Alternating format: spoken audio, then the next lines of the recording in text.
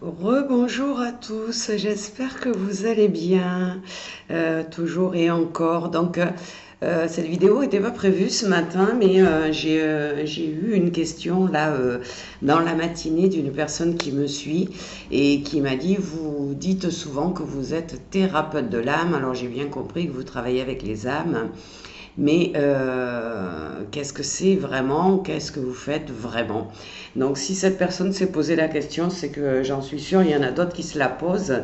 Donc je vais essayer d'y répondre le plus concrètement possible parce qu'on est plutôt dans le spirituel que dans le concret.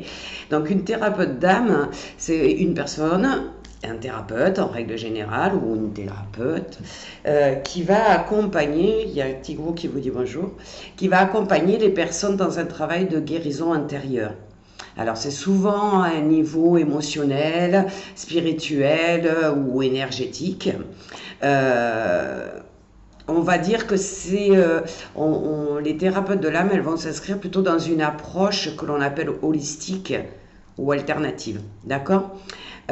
Suivant la formation qu'a eue cette personne, sa sensibilité, si cette faculté d'aider à travers les messages d'âme est tout simplement naturelle, hein, et ben ça va dépendre on va dépendre de la façon dont la personne perçoit la spiritualité. Et on va faire quoi? On va proposer peut-être, si la personne n'est pas très très spirituelle, mais quand même l'âme, ça lui parle et elle voudrait avancer un peu plus, et bien on va être souvent dans des écoutes profondes et intuitives de ce que vit cette personne pour essayer de l'éclairer sur son chemin, pour essayer de trouver les blocages qu'elle peut avoir en elle et qui font que elle est bloquée dans sa vie. Alors c'est souvent des blocages transgénérationnels, des blocages karmiques, mais aussi des blocages dans notre vie actuelle, hein, c'est-à-dire les 5 blessures principales. Hein. Les blessures de l'âme, vous les connaissez, donc je ne vais pas en reparler, on en a parlé souvent. En fonction, si la personne, elle, par contre, elle n'a pas vraiment la notion d'âme, mais que elle croit au magnétisme parce qu'elle a déjà essayé une fois, ça lui avait servi, ça lui avait fait du bien, eh bien, on va faire un soin énergétique avec une lecture d'âme pour savoir un petit peu ce que je dois nettoyer énergétiquement parlant dans les corps subtils de cette personne, dans son aura, dans ses chakras, ce qu'on a besoin de rééquilibrer pour débloquer au niveau énergétique cette personne. Ça peut aussi être une personne qui a besoin d'une guidance spirituelle ou médiumnique, qui a besoin soit qu'on lui apprenne à se connecter à son inconscient pour pouvoir avoir des messages, soit avoir vraiment une guidance, c'est-à-dire une voyance quelque part médiumnique qui va lui expliquer ce qui va se passer dans le futur pour elle.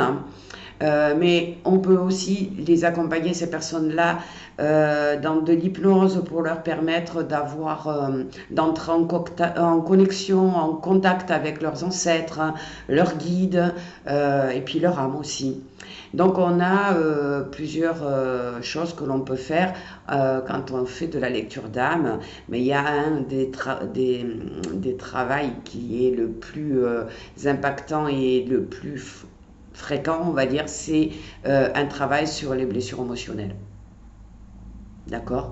Donc on revient à notre guidance médiumnique de tout à l'heure, qui va peut-être nous aider à voir le transgénérationnel, la lecture d'âme qui va nous éclairer sur les blocages qui sont familiaux et de la personne aussi.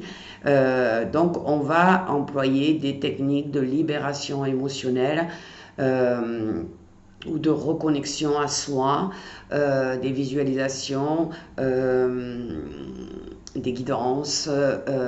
On va apporter son aide d'une façon en fait plus spirituelle que ce que l'on peut trouver avec un thérapeute traditionnel. Alors je suis aussi thérapeute traditionnel puisque je travaille aussi pour les gens qui ne sont pas connectés, qui ne veulent pas être connectés, qui sont plutôt dans le matériel, la sophrologie, l'hypnose, le MDR, toutes ces techniques-là, je les ai aussi parce que je ne porte aucun jugement.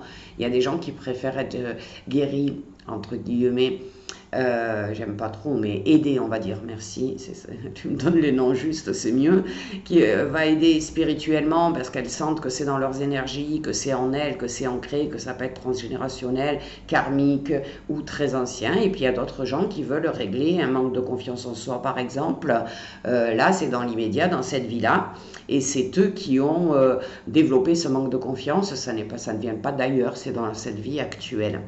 Donc l'objectif de la thérapeute d'âme, ben, c'est toujours d'aider à se reconnecter à sa vérité intérieure, à retrouver un sens à la vie que l'on est en train de vivre, à guérir des souffrances profondes, parfois des souffrances qui sont inconscientes, donc incomprises, donc rejetées, ignorées, on va dire, à aider les gens à retrouver l'harmonie entre le corps et l'esprit, et bien sûr l'âme.